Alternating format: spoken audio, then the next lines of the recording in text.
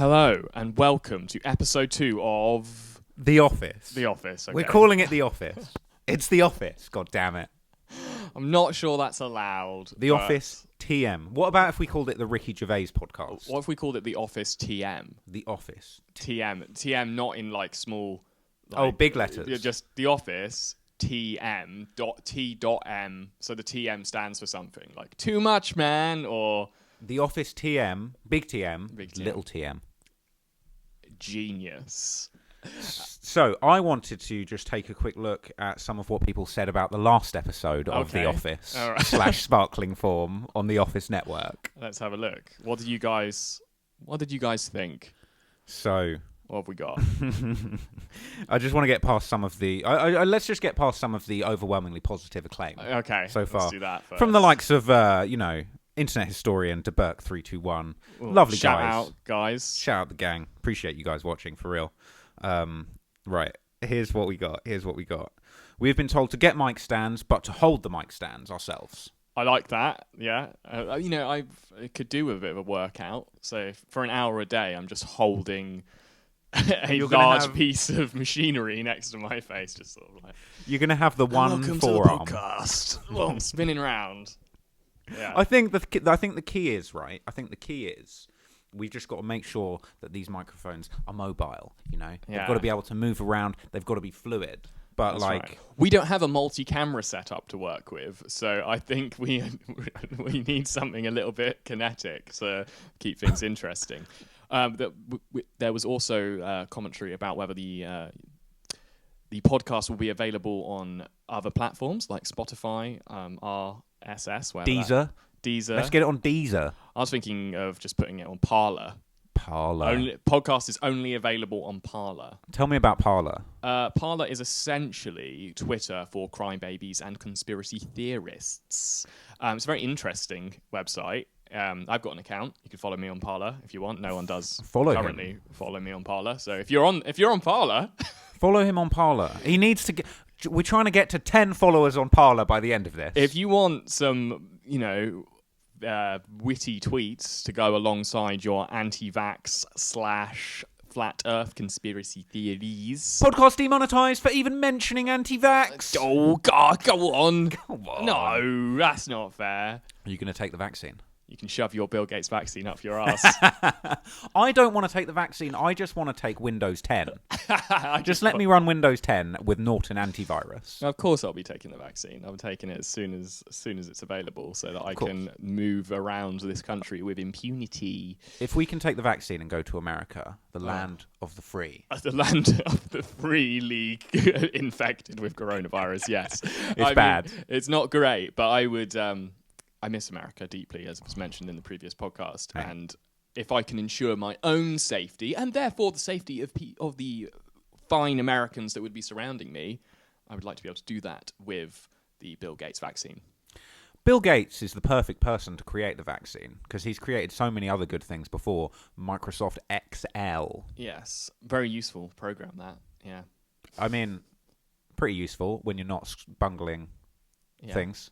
I don't know. There's been set Excel disasters. It doesn't matter. He's good. Let's take the vaccine. Let's take it now. I mean, I've got nothing against Bill Gates. He seems to be doing some interesting stuff with malaria, with the Bill Gates Foundation. That's pretty cool stuff. Some conspiratorial-minded people will probably have a few things to say about Bill Gates' malaria record. Yeah, maybe they would. And, there's a possibility that they know more about it than I do, because all I know is that he's got a foundation and it seems to do some nice things. I haven't researched any further because ultimately I find him quite dull. He's quite boring. For one of the richest people in the world, he's quite boring. He is dull. The most interesting thing about Bill Gates, to ever happen to Bill Gates, is that time the guy threw a pie in his face on camera. Oh, that's iconic. Spectacular. Do you remember that time that someone got Rupert Murdoch with a pie, and it was like deserved? Obviously, he's Rupert Murdoch, but he's just a bit too old for it, wasn't he? He's like out of the pie attack game. It just becomes a little bit. Once they're over 80, it's a bit sad. It's more than sad. It's actually like elder abuse. When you're that old, a pie in the face is an assassination attempt. Yes, definitely. They could have taken him out. That could have been it for him. It's just like, Rupert Murdoch died today, 1932 to 2019. he was killed by a pie-based assassin. A pie attacked the pie-faced killer. The pie-faced killer. Yeah, exactly. It was an odd one. That was a while ago, though. That was like, 2015? How the world hath changed since then. We've swapped some hate figures out for some new ones. True. Everything just feels like it has more stakes now. You know what I mean? It seemed like 2010 to 2015 seemed like a practice run for what came in the second half of this decade, which we are now approaching the end of. I feel like just the writing in the news and just life has been so much more explosive. It's like they got the tabloid journalists in to write the script of life over the past couple of years. Totally. Pandemic, ridiculous president, crazy shit going on. Before it seemed quite boring. To be fair, like as someone who watches the news with zero empathy, like I don't care about what's happening to anyone ever. Like there was a time when you'd watch the news where you'd be like, just waiting for another terrorist attack to happen, and just be exciting. And now it's just something exciting every week, and doesn't even people don't even have to die. It can be like financially related. Obviously, we've got all the crazy stuff that's happening this year, and it's highly entertaining. You got to strap yourself in with the news now because there's a plot twist every 2 months. So for psychopaths like myself, the news has never been better.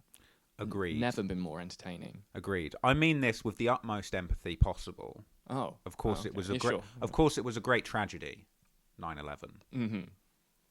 But at the time, it just seemed like nothing worse or crazier could ever happen. Whereas now, objectively, America is receiving daily 9/11s in the form of coronavirus, and that's not offensive, and you can't argue with that. Just numbers wise, America is 9/11ing every day, and that's a tragedy. The problem is that people see media events. They don't see numbers. They don't see statistics. The news isn't statistics, and it would be boring if it was. It's human interest. It's say what you will about 9/11, and say what you will. People say a lot of things about it. Some of those things aren't very nice. No, but it was a fantastic media event. Nothing like it before or since. Ultimately, I mean, you turned on the news when that happened. That shows our age, and it was on the news for days, just like focusing on. And that really is what 24-hour news is for. 24-hour news is for these cataclysmic events that it can just like milk as much stuff out of. Back in the day when there wasn't much going on, and I would say 2010, post 2010 times, it just felt like the news was just like people sharing their opinions on stuff that didn't seem to affect anyone's life. And now it's like life and death. It's so exciting. It's crazy. When did the time come when it was just like, I better check the news before I go outside to make sure I won't be arrested for being outside. I better just... And I understand why we're not supposed to go outside, so that's fine. But it's just like, when was that moment when it was just like, the news is going to tell me whether or not I go to the gulag for breathing fresh air. That's right. That's it. For sharing a crisp pint down the pub. Not that I do that, but I hate the pub. But yeah, it's like you get some people. It's just like, I don't want to go to the pub, but I want to fight for people's right to be able to go to the pub. For me, it's the opposite. Once this is over and this coronavirus thing settles down, I'm going to be there fighting for the right. Let's just keep lockdown going. It was good. But we've solved corona. I don't care. Let's just chill at home. I don't really like any of you. That's right. Just waiting for the moment of just like, whoa, everyone, I don't think it's gone yet. And it just turns out there's a load of homebodies. The homebody revolution will occur. And just like, actually, to be honest, I found this lockdown quite advantageous. And I vote for its continuation. So like when the coronavirus is solved, I have faith in humanity that I think we will overcome this horrible thing. When that does happen, the new extremists will be people who go like, no, life was better when we lived in the police state. Everyone was better behaved and no one had big parties. None of my neighbours had big parties. That will be me. I will be in the supermarket with the mask on years after everyone has been vaccinated. Mask on, going, no, guys, no, go home. I'll chill and you enjoy the supermarket when it's quiet because obviously it's not busy because everyone's at home. Just guys, it's bad. Just go home, please. Speaking of inconsiderate neighbours, we were watching a television program yesterday. It was about billionaires building giant basements in their London homes. And that's relevant and will be why. Iceberg homes. Icebergs are popping in internet culture at the moment. Think of that, but for a home. So the idea is that these millionaires have these pokey London townhouses, and they need to like double or triple the value of their property to be able to make a sale. So they've got to build these like gigantic basements with swimming pools and like just some real like James Bond villain shit, basically. But the beautiful thing about this documentary was that they would get interviews with the rich neighbors of the rich people building the basements, and just like hearing them complain about the loud noises, like 24-hour, year-long excavation of their neighbours' apartments was just so beautiful to watch these rich people just going, well, it's absolute torture, isn't it? I'm just, every day I wake up to the same thing, and it's a living torture for me to live in this house. And it's just like, good. I'm glad that this is happening to you. It's like, oh, he's digging a bigger mansion next to my big mansion. Oh, but my mansion's one size, and now his is bigger.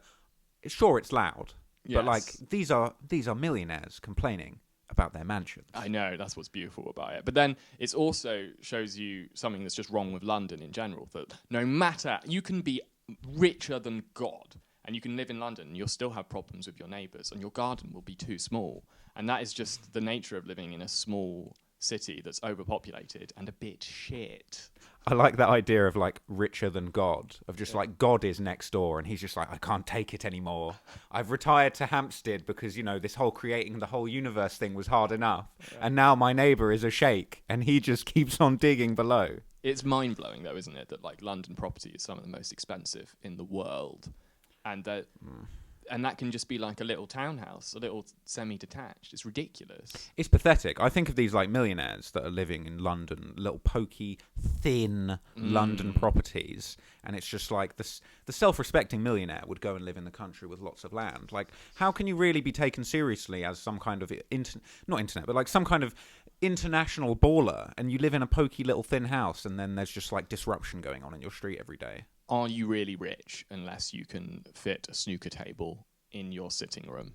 Nice. You know, really? Nice. Or are you being fleeced by a property market that is just, well, that is frankly just an excuse for people to dodge tax by owning property? Because that's what London is. London is the biggest tax haven in the world, and I'm happy to go on record saying that is true. It is. It's mental that it's allowed to go on, that they have quite literally turned actual London into monopoly. Yeah, that's right. It's like, and even the shit places, Old Kent Road, 60 quid or whatever it costs on Monopoly. Like, you can't get a good property in the shit places now. It's mental. It beggars belief, and it's illogical because so much of London property is arse.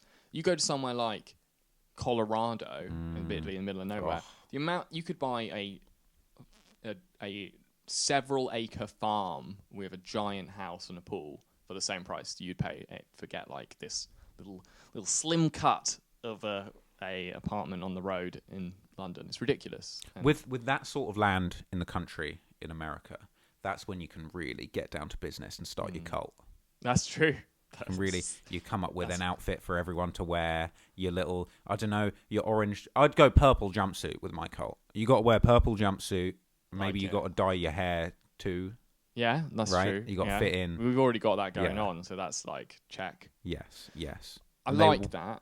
I think I'd go a little different direction with my cult, personally. I'd go more for one of those financial cults, you know, where you you recruit selectively. So you don't go for numbers, but you go like, I'm going to get these like big heavy hitters, because that's like an investment in my cult later on, because they'll bring in the shit munchers, but it's my job to bring in some like, I don't know, some former reality TV stars, perhaps, you know, something like that. This do you remember that? Was it Nivim cult? No. Was it Nivim? I can't remember if it was Nivim or not, but it was like they got some actresses from the program Smallville to be this cult. Yeah. This is a good cult. It was, as you know, by good I mean bad, but good at being bad. We're looking at cults purely from a business position here, so just like remove the ethics. This is an ethics-free zone. We just like to analyze stuff objectively and not worry about pesky things like morality and you can't really think about that when you're starting a cult.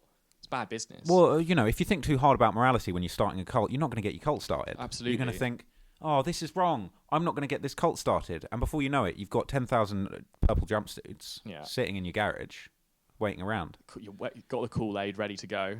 Your missus is on your back, just like, I thought you said you were going to start that cult. And I'm just like, I can't go through with it because of morals. And then remove your ethics, then you've got multiple missuses hanging around your compound. And all you've got to think about is... percentages of the people who will drink the Kool-Aid and the ones that you're going to have to gun down in fiery mess. Nice. But those are later down decisions when you're eventually liquidating the cult, which literally liquidating its members. I would invest assets. I would invest in one large human-sized blender. To truly liquidate my assets. If you you're doing well on your cult, you've just got your cult off the ground, like it's like startup days, right? Your cult's hit 1 million subs. Yeah, exactly. Well, that's good. That's real good. That's popping. Yeah, that's popping. But say, you got like 20 bodies on the ground, the cult's getting going. So are you going for like declaring yourself the Messiah, or are you thinking a little bit more outside the box? Like, what's your ultimate aim for power grab? What do you want out of this cult? When it comes to building a cult, I feel like you got to go hard or go home. The financial guru cults, I feel like, are often built on shaky ground because ultimately, like, you're rooting yourself in reality when really what you want to be doing is, convincing people that you are some sort of second or even third coming of Christ. I think the thing is, you are going to get more devotion from the deluded. Rather than people who feel like they might have something financial to gain from being part of your cult. But I think you attract the wrong kind of attention with the religious cult. You may get some naysayers. You get the old naysayers. Well, the beauty that I remember learning from the old internet marketing cults is it's like you've got to make bold and slightly stupid claims to begin with to essentially screen out the smart people. That's correct. Because they will be so viscerally put off by the ridiculous claims of yourself as the third or fourth coming of the Messiah, that they will be put off, leaving only the stupidest and most vulnerable. As with cults and with selling novelty mugs, you must know your audience. And that sometimes is about putting off the people who, turns out, don't want your shit. They don't want to live on your compound in the Venezuelan jungle. Away from the authorities. Their loss. Yeah, I agree. And with that said, Sparkling Form mugs coming soon. Buy into it. They are literally the best mugs ever made, and they will make you feel like a god. We got some pretty nice feedback about sparkling water. We did. So I was pulling up some comments a moment ago, but I felt like it was incredibly distracting thing to go through. But I feel like we could go to some more. I don't know. Oh yeah, I think so. I feel like so. Right. So the thing we spoke about last time about pilots. Yes. Yeah, I think we were ill-informed. We'll cop to that. I mean, this podcast is not going to ever require research or authoritative information. We rely on you, the audience, to correct us when we are being idiots. Mackenzie Bigley said, ironically loving this self-indulgent content that touches on the dictionary and YouTube algorithms in the first 7 minutes. Well, that's very kind. This is very self-indulgent content, and we want you to indulge yourself while watching it / listening to it. Manny Valero says, I miss the old Sparkling Form. Me too, but, the classics are the classics, and we can only do what we can. And I imagine he'll miss it even more now that there are multiple iterations of it. We should just rehash the first episode. If we just, instead of recording new ones, we just remix the first episode every time. Yeah. Put a different filter on it. Maybe like split screen it so it's just all you. We could make a family-friendly version one where we bleep out the swearies. Nice. That'd be good. We can make an adult one where we replace every word with the F word. Not nice. I like every that. word. We could probably break some kind of record there. Oh my god. You often see that in movies, don't you? Where someone's gone like, oh, this has got the most swearing per minute in any film ever. Wolf of Wall Street briefly held that record. I believe it still has it. Nice. Deserved. Love that film. We did. We watched half of it the other day, actually. It's quite a long movie. It's long. I think I was ready to fall asleep, but stands test of time as well. I think it's now entering it's a classic now. Definitely. It's getting there. I think a film has to be 10 years old before you can even consider its possibility to enter into the classic canon, but I think it's there. I think Social Network is a classic now, officially, in my book.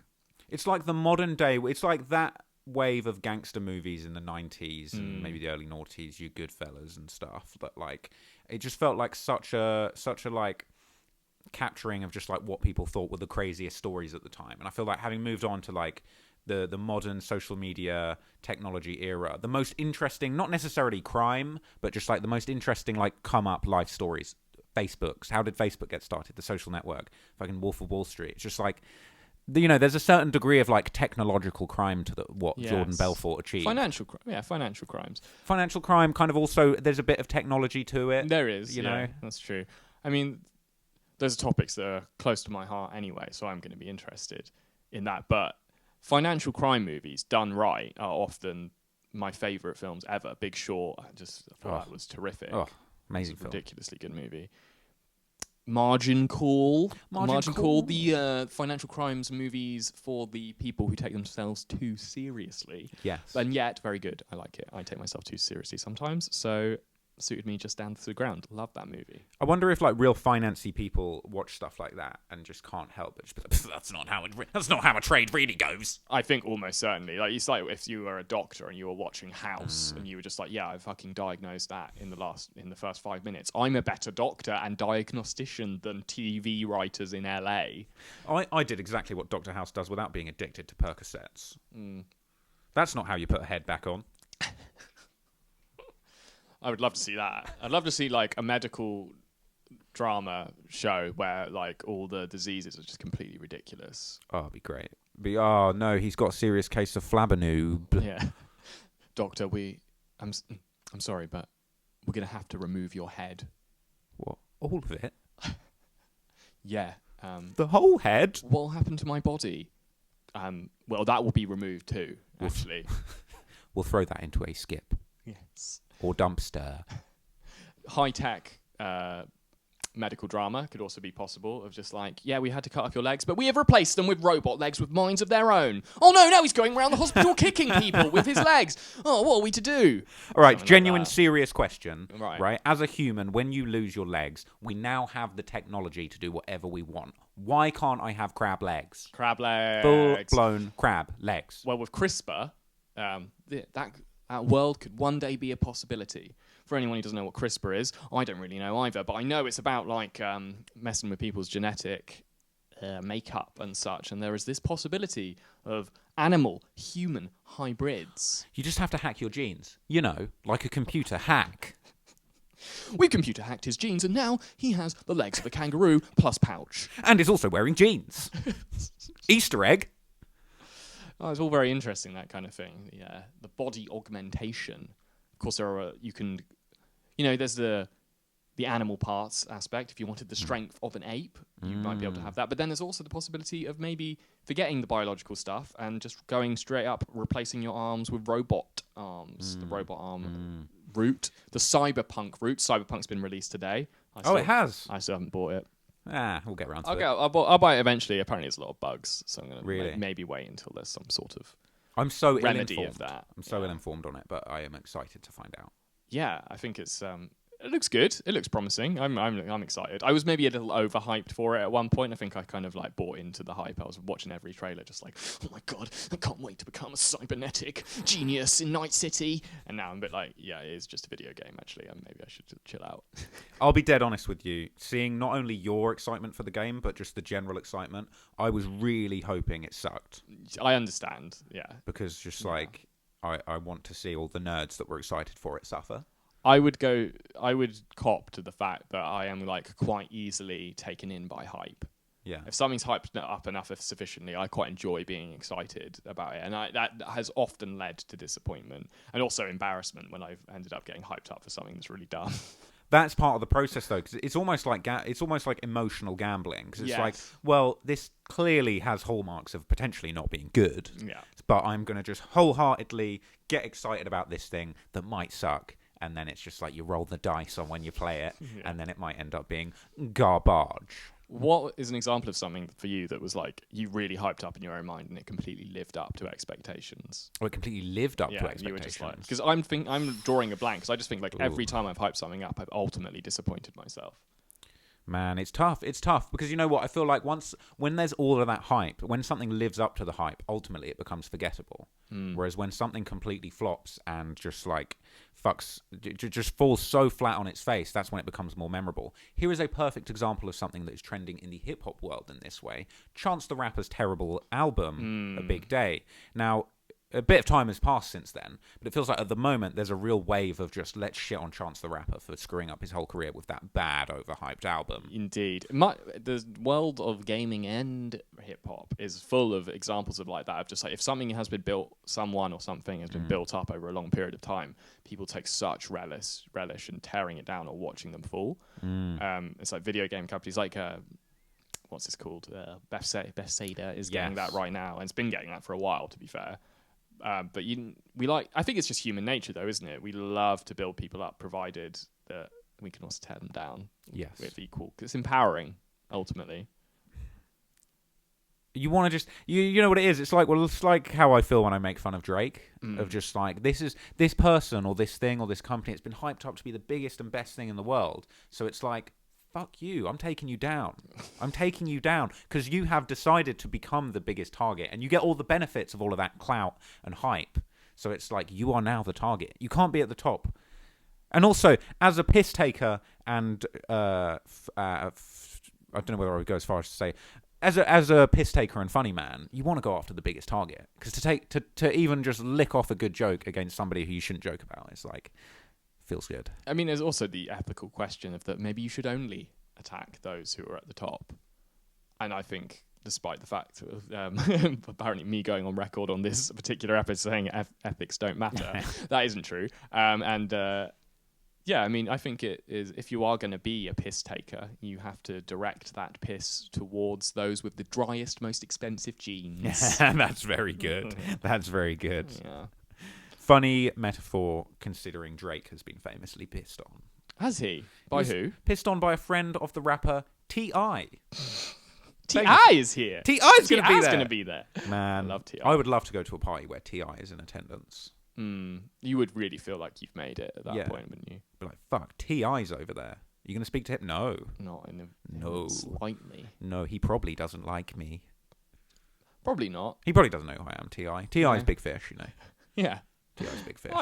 I'd say it's highly likely that T.I. doesn't know who you are. Yeah, I think that's fair. That's reasonable. That's fine. I'm okay with that. I'm okay with that. Because you know who does know who I am? Your mum?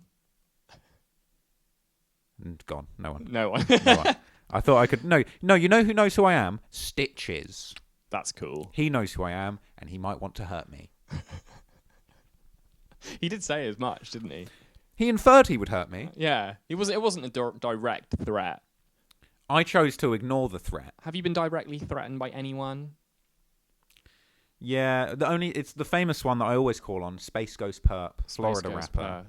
Said he would beat my ass. And he said, Trap Law Ross, the only thing you're trapping is your booty. I believe there was also some nastier slurs in there. There were. That we will not repeat on the podcast. There were some choice slurs in there, but the thing is, yeah. you know, with every slur... Bad attitude.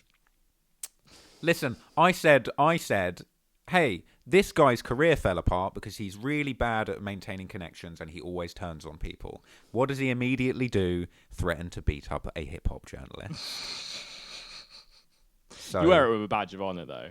Really. I do. I mean, it's highly amusing. And tell you what, even after being threatened to be beaten up, the song he released a few months ago was very good. I publicly admit that. So, you know, listen. I'm not listening to it. I'm going to have to give that a listen. It's a good song. How do you deal with the fact that your ops have got a hit song? You just have to respect it, right? You know what? I feel like even in some of the most deadly scenarios where you've got gangsters that have been feuding and people have been killed, often the case is that you still see those people showing a bit of respect for the art that's being created on the other side. I think that's beautiful. That is beautiful. And you think like, say you are a gangster in wherever, and someone in a rival gang releases a #1 hit.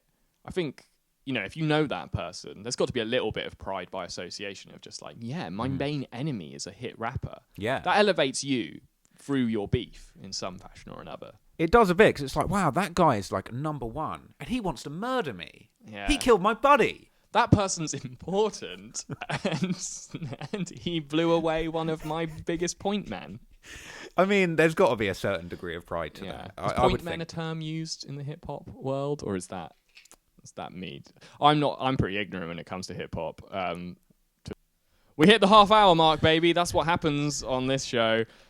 We have a little intermission for us to figure stuff out. Yeah, we just had a really long intermission. We did so many things. Yeah, we actually we pressed the button straight away to let you know what's going on. BTS.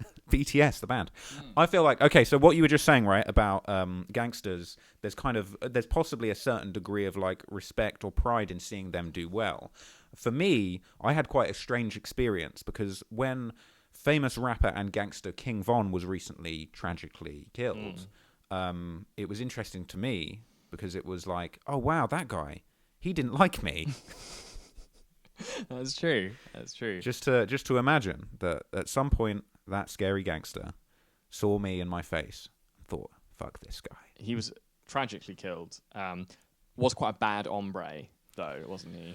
Supposedly quite a bad hombre. Taker of lives, allegedly. I see. It would appear. Yeah. Well, it must have been a very odd experience to wake up and see that he had passed away. You know what? I mean, obviously, tragic thing to have happened. Rest in peace to King Von. But he can't hurt me now. That's true. That is true. Not, I don't know whether it was. I don't think there was a real credible threat. He certainly didn't like me, and clearly, he was quick to beat people up. I'll be honest with you, Ross. I feel like you have more to fear from Stitches. I do, yeah. I do have more to fear from Stitches. Stitches is a different kind of loose cannon. See, unlike King Von. King Von's a shooter. Stitches is just like Stitches would turn the gun on himself. King Von was in the game. He was shooting other gangsters. He's got nothing to worry about with some pale, pasty British YouTuber on the other side of the Atlantic. Whereas Stitches is purely a madman. Yeah, I mean, I'm just food to Stitches. That's right. Yeah, you are potentially a little clout nugget that he could gobble up by cutting your face up real bad. Yeah, if he just cut off one of my ears, that would make his next album would do better than ever. That's true. From jail, in all likelihood, a British jail, which is better than an American jail, to be fair. More sophisticated. Yeah, that's right. You get afternoon tea. Afternoon. Right here. Yeah. Probably do you reckon you get sparkling water in jail? Oh, that's such a good question. All of the jail fans watching this on a 2-inch LCD screen phone that you smuggled in your anus. That you had to poo out and still smells a bit. Tell us. If you're watching. Do you get sparkling in there? No. I bet you do. I remember we watched that video on the YNW Melly's life in prison, and apparently he was getting all sorts of treats and snacks. I love YNW Melly. Love him. Oh. He's my favourite rapper, and I'll go on record saying that I think he's so talented and so entertaining, an absolute insane human being. Out of control. Yeah. Who knows what's going to happen? What if he gets away with what looks like smoking his buddies? Unfortunately, if he gets away with that, I mean, what's next? Who will be friends with this man if he gets away with that? I'm just like, hey, I beat this case where 2 of my friends were tragically shot under really specific circumstances, so I kind of have a couple of slots available on the team. I'm good. We're hiring 2 people. Must be trustworthy. Must be willing to ride up front. It must be so stressful to be one of these rappers where you're like, well, I've got the gangster side of my business to take care of, and I've got the creative fulfillment side of it. And that's what I just find so absurd about rappers. It's that essentially these guys, they are poets. They write and perform poetry, and on the side, or before, maybe they quit it afterwards, but like they are slinging drugs and occasionally murking fools, which is something else. I think it's just like such a... and I mean this completely sincerely, I think it is just like a fascinating and in some ways inspiring phenomenon that you've got people, just people out there from all walks of life, from all different situations, that are both simultaneously good at being gangsters, just being gangsters, tough guys, in some cases criminals, in some cases just like being real dudes that don't let anybody mess with them, and then are also amazing poets, can create amazing art. I mean, I feel like that's just like such a beautiful thing, that people can come from difficult walks of life and just like make amazing music, like telling these stories. You know, for me, I'm just a little fart maker that sits in a box and just talks about music. So like, to me, that's just like so inspiring. I think rappers are like the modern day bank robbers. You know how in the 1920s, like, bank robbers used to be celebrities? Your John Dillinger, John Dillingers, your Babyface Nelsons. Babyface Nelson? Babyface Nelson is basically a hip hop name. That's great. I need to steal that. You know, so I think like there is something to that, and that's why we're so entertained by them. Is that like, I think like society in general always has like more sympathy for criminals than people would care to admit, because. Ultimately, you know, there are criminals of cruelty, which we all hate, but then there are the criminals of daring. To be so daring that what you're doing is criminal. I think people don't like to admit it, but they find something admirable about that, and that's why bank robbing. We always let bank robbing off a little bit, don't we? And it's almost like a whimsical crime, despite the fact that it is major theft, and you are, in all likelihood, terrifying the life out of everyone that you are encountering while committing that crime. It's absolutely true. It's odd, isn't it, that there's just some crimes that we've decided like, it's like piracy. There's another one. Pirates, like Pirates of the Caribbean is some of the most profitable movies of all time. It's just like, pirates were rapists. Pirates were. You're the pirate, bro. Pirates. Well, that's true. But pirates were the terrorists of their day. It's a really good point. Yeah. There's something about bank robbers, though. I mean, especially in England, because I feel like East End gangsters has got like quite storied history. But just in general, there's something about bank robbers akin to the like stealing a loaf of bread to feed your family. Yes. You know, and like looking at a lot of the let's just say gangster rappers, or hell, even someone like Stitches, whose gangster past before he was a rapper is a little bit hard to trace and perhaps embellished or completely falsified, who knows. But there's just a degree of like, it fits the persona of somebody who's just like, he had to do what he had to do to survive, and like, I would too, I'd like to think. So you've hit the nail on the head of there with just like, some rappers go as far as to manufacture a criminal past in order to sell more records. Do you think if I like fudged a sort of criminal background, do you think that would help my YouTube career? You know what? I think there has to be the seeds of reality. And if you hark your mind back to The Sopranos, when Bobby shoots that guy in the ass to kickstart his rap career. All life lessons can be found in The Sopranos. Literally, you can learn everything you need. I agree. They should get rid of schools and just have the kids watch an episode of The Sopranos as soon as they're ready. What have you learned from The Sopranos in your life that you've applied? Loyalty. Family. Yeah. It's okay to talk about your feelings. Sometimes even G's cry. I love it. Yeah, no, those are good life lessons.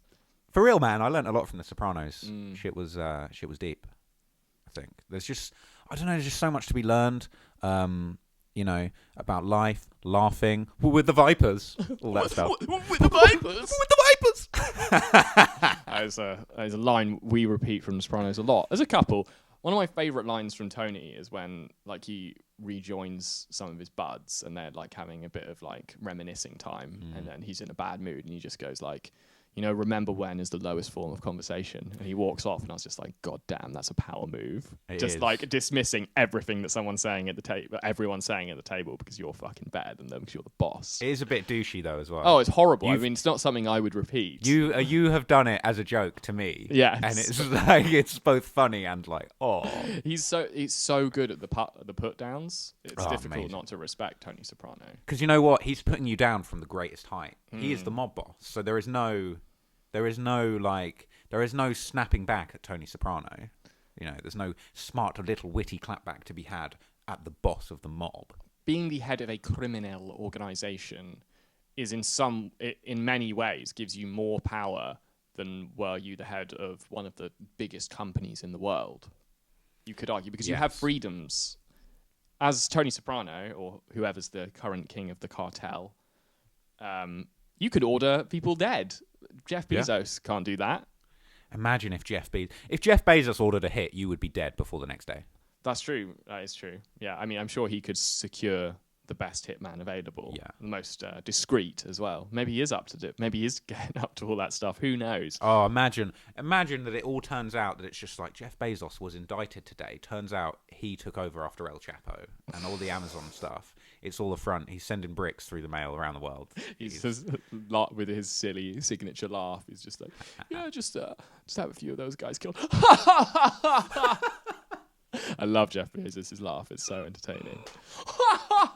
So that. Well, what we'll probably do is tear out their tongues and make a necklace out of them. All right, everyone, get in the Zorb. We're having a company Zorbing session at Amazon HQ today. Right after I give this guy a Colombian necktie.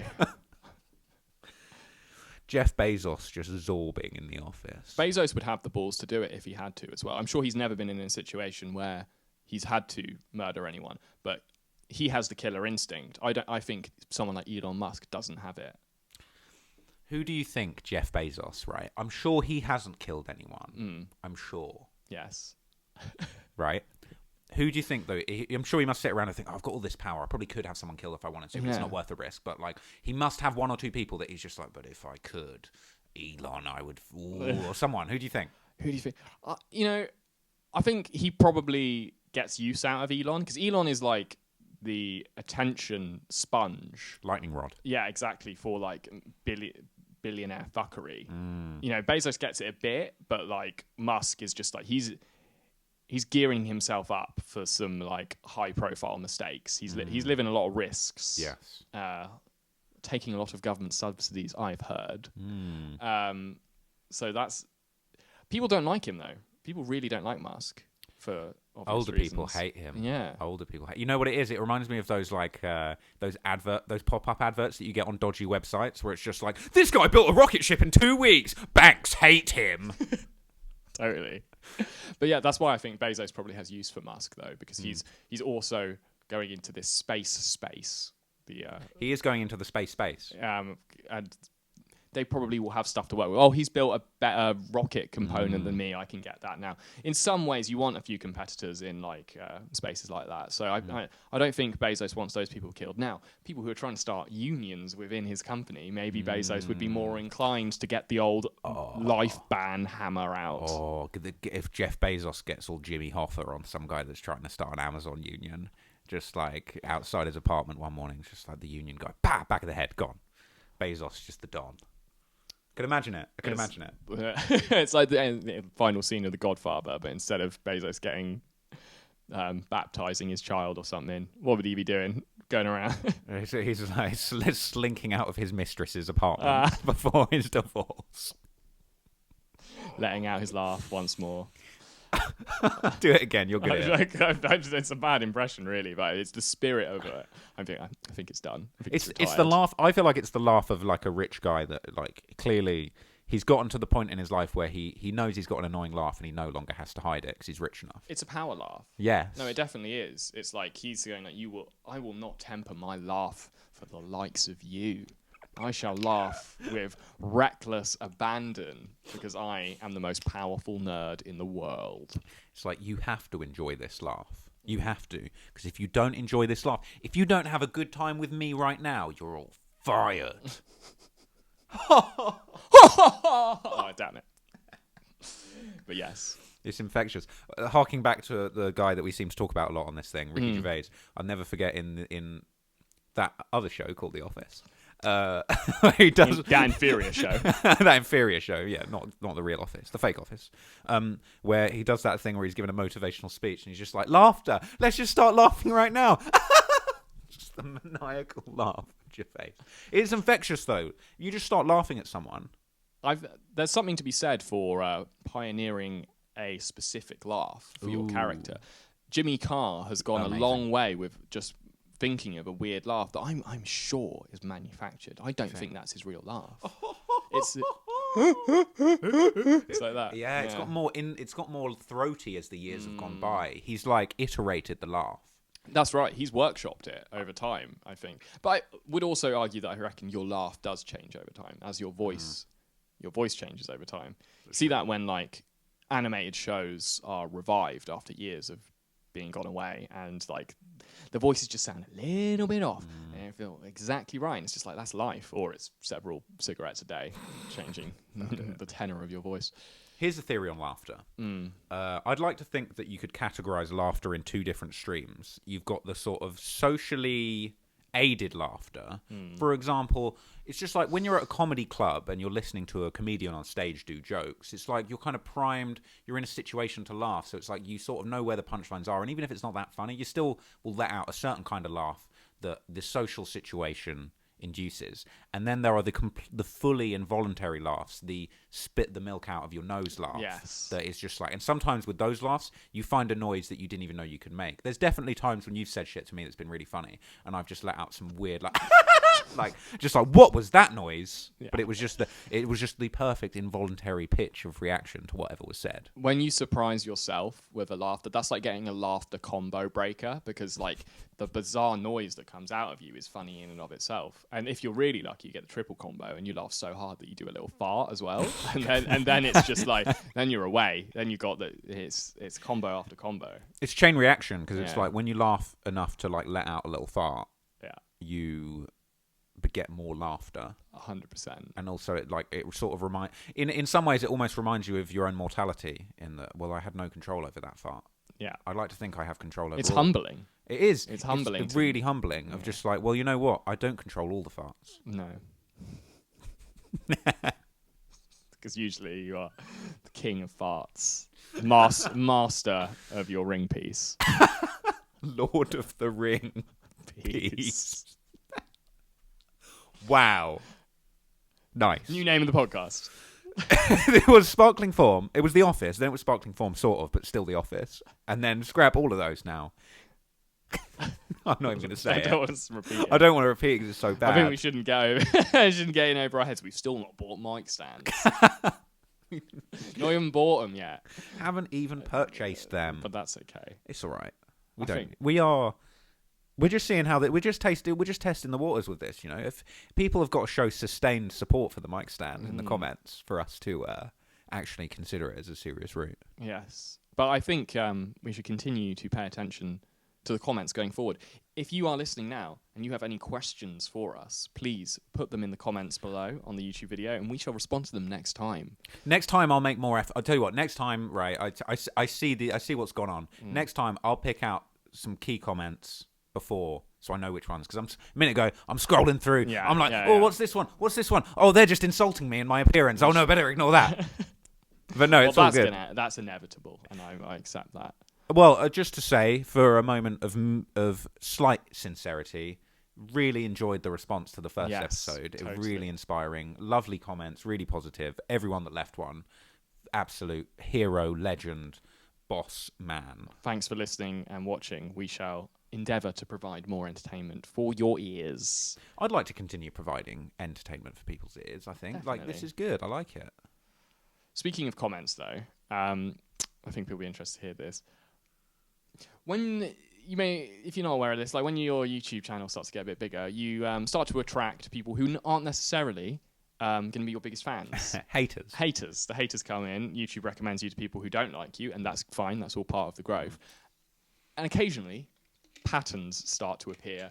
People start to pick up on certain things, and you can take this with a grain of salt, or you can, you can let it get to you, or you can learn to enjoy them. So for a long time, when my hair was a bit longer and greasier, people would call me the Geico caveman. Well, brown hair at the time as well. Brown hair at the time, yes. It wasn't blonde. That's not why I changed it. I'm just like to point out. Now I understand. It was the Geico caveman comments that did it. But for a while, every video would be like, this dude looks like the Geico caveman. And you know what? Hilarious. Funny. Because every person who thought of that individually, that's genuinely funny. It's weird. The one that I find is like, especially now with the dyed hair, people will say, oh, you look like this person. It'll be people I've never heard of. Yeah, true. It's just like, no, it's almost like those people didn't exist. It's like, oh no, I'm me. Like, no, I don't care that someone looks like me. You go and tell them they look like me. Yeah, that's right. That's what you prefer. I got told that I looked like, this has happened more than once recently, Anya Taylor-Joy, who is a woman, so not a great start. Not sure who that is. She's the one who's in that chess show on Netflix at the moment. I've been compared to a male version of that, which I can only say is like, well, she's quite an attractive woman, so that's nice, but ultimately she is a woman, and so it's a bit insulting. And I don't think I look like her, so I'm a bit confused as to how that one's come up multiple times recently. It's come up multiple times? Multiple times, yeah. I don't think there's no reason, especially in this day and age, to feel like offended by people. I'm not offended. No. Well, clearly, it's barely even registered. Yeah, clearly I've not been looking out for each comment. Well, I don't know, man. I don't know. It's just like, it's one of these things where it's just like another touching moment of sincerity. You just can't imagine like that people are going to draw all these connections, because essentially it's like there's an army of people out there that are just in passing, just, you know, paying attention to you. They're seeing you. They're armed with years of just knowledge of a million different things that you would never even be interested in. Yeah. And then you just get a flood of this like strange information. It's just such an odd thing to be subjected to. It is. It's humbling, and it also is. It's the beautiful thing about the internet, really, is that there is this interaction with people, and that's why I want to encourage you to comment on this all you can, because what separates the internet from the garbage legacy media of Hollywood and everywhere else, I said it, is that there is an interaction, there's a give and take between the audience and the creator, and that is special and beautiful, and it should be nurtured at all costs. Whereas things like Hollywood's a bad example. I just hate Hollywood. Fuck Hollywood. Unless they want to give us a check, in which case, love you, Hollywood. Good on you. Yeah, whichever part of it that we're working with, but not. Like... But no, seriously, I think Hollywood's over. It's done, right? It's on the way out. It's on the way out. Yeah. It's going to take a while. There'll be a lot of assets to sell and stuff, but I'd like to see less of a mono mainstream of entertainment culture in it, to be opened up and be more international. And the internet, I hope, is the way towards that. Well, I feel like we have proven recently, privately, that you don't need to be in London or in Hollywood to at least get some media stuff off of the ground and just like get people interested in something you have going on. I think the real question is, where will the next Hollywood be? Everyone's moving to Texas. Joe Rogan's moved to Texas. Yeah. Elon Musk has now apparently moved to Texas. I've heard it's mostly because of outrage at the Californian government. Seems to be like a big stickler for most people. You see, that are publicly moving anyway. I think that's really interesting, because I think the California public health outrage is fine, but is one thing. But I think that obviously, really, I feel like deep down we all know that wouldn't really be enough to just up and move out of a place immediately. No. So I'm sure it's like that plus a number of other factors that I'm sure all these little LA media guys, Joe Rogan, have probably been toying with the idea of leaving LA for a while. So. I think it comes down to tax, doesn't it? Do you think? I believe Texas is a lot more... it allows you to be freer in regards to how much the federal government is taking from you. I think that seems to be the reason. Elon Musk is... moving his company there. Moving his factory there. See, I always thought the thing with that as well was that, like, obviously you can personally base yourself anywhere. This is unsolicited tax advice, everybody. Don't take this seriously. But I always thought that all the Americans just had their companies in Delaware, because that was outright the most favourable place to have it. But then you can physically set yourself up anywhere. That's what I was told by somebody. That is something that a lot of American companies do, yes. Delaware is the home of the advantageous tax breaks. But maybe you can't build a... But Delaware's a dead place to go and live, so it's just like, why would we do that? Building a factory maybe requires something a bit different. I imagine you have to... There might be some rules. Do you know if there's any rules? Is there any rules about like where to... where you can locate your company if you are setting up business in a certain place? I don't know. You know what? As we saw with our Lord and Saviour Jeff Bezos, when he was what would Jeff do? when he was building his new mega factory, the cities and states were pretty much begging him to build them there, and then he finessed everyone and was like, "I'm going to split it in half and build it in 2 states."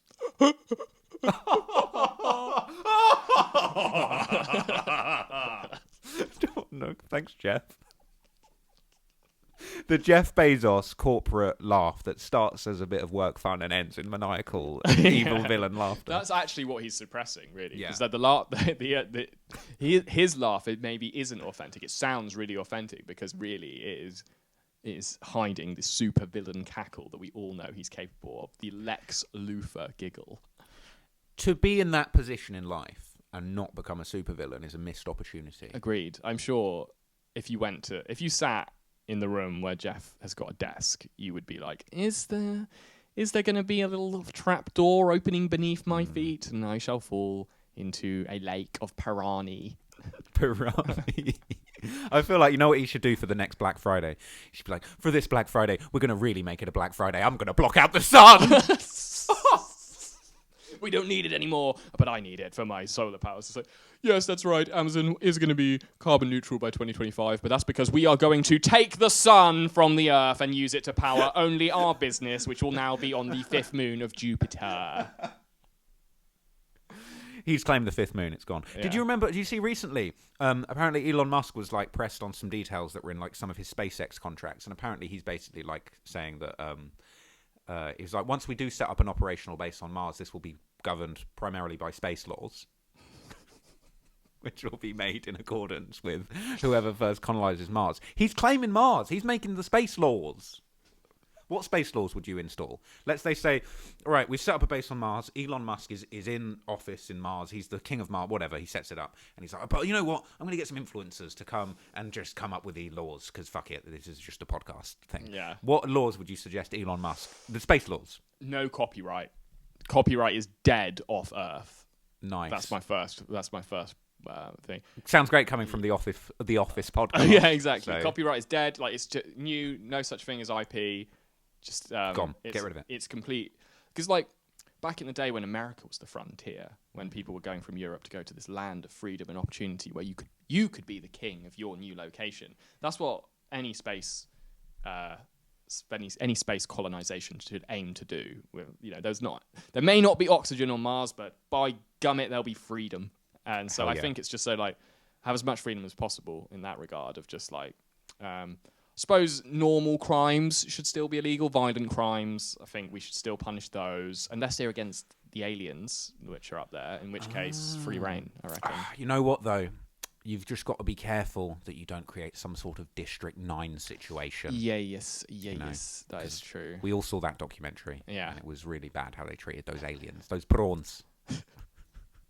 That was a cracking movie. Amazing movie. It was so good when it came out. It was real cheap to make, apparently. I mean, like, relative to something that looked very high-end and high budget. Didn't they make, like, quite a small and, like, quite smart, well-thought-out pilot, short film version of it before that was, like, kind of concealed some of the big CGI stuff to get the money? That's genius. It was. Okay, but what rules would you make in space? What are your the no copyright thing is excellent. I think that's brilliant. I think it's good. I feel like you know what really is the trouble. It's the land. Who owns space? Who owns Mars? You know, we had a lot of these chancers many years ago, which I believe you have discussed in one of your previous videos, selling bits of moon dust and moon real estate, which they don't seem to have any ownership over. Yeah. But who's going to step in? What the Chinese government, the British government is going to be like, we own bits of space. Let's just reapportion space as if it were the Earth again. Conceptually, I can understand an argument that like we should just give Mars to China. Because it's like, it's red, it's like their flag. Like, just in terms of branding, it just kind of makes sense that China would take Mars in some fashion or another. Yeah, that makes sense. And then it would be like, oh, the UK, you can have this really small, shitty rock because it's like your country. We'll get Neptune or some shit. We'll probably share Neptune with some of like the Nordic countries, maybe. Yeah. I'm guessing if we are going to divvy them up. That'd be cool. Let's say the UN is just like, all right, everyone's fighting over space real estate. We're going to have to divvy it up. Like... Which one's the ice planet? Because we're cold. Yeah, so I think Neptune's cold. Yeah. I'm actually really bad with like space geography. Space geography. Which one's the gas planet? The fart planet. Uranus is obviously a bit gassy. They should give us Uranus just for the. Jupiter is like a gas giant, though, isn't it? Because it's got the one with the ring, isn't it? It's the ring piece. It's shooting gas out of its ring constantly. Yeah. We just had to lower the tone, didn't we? It's too much today. I love it. Well, you know, we can't come out with wisdom at all, can. Sometimes it's going to be some stinky fart jokes. We are approaching now the last minute of the podcast. Man. So if you previous listeners will know that at the end we will only ever have an hour-long podcast. 1 hour. Exactly 1 hour. And that way we don't waste your time, we don't waste ours, and we also make sure that the podcast is of a digestible, similar amount. And we want to stay with that. The famous pod nugget. But it does mean that our final thoughts will often be scattered and hurried up. So, final thought, we're colonizing space. where do you get your planet? Which planet do you take and where? And what do you do with it? Go. You've got 30 seconds. Oh, no, this is way too hard. Okay, I would take Jupiter's the one with the rings, right? The rings are really sick. So I'd take the Jupiter with the rings, and then I'd put like a kind of racetrack around the ring, and then I would let space buggies race around there for money. And Elon Musk is involved somehow. Too much. That sounds good. I will be there. I will be one of the space racers. You can invest in me now. Invest in Space Race Incorporated. It's coming to a galaxy near you.